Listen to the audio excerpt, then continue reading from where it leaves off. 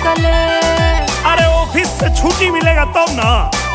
आपको काहे ना बर्दाश्त होगा हमरा खुशी। आप तो बाहर घूमिए लेते हैं, फिरिए लेते हैं, ऐश मौज करिए लेते हैं, लेकिन आप हमको छोड़ देते हैं घर में खाली काम करेला।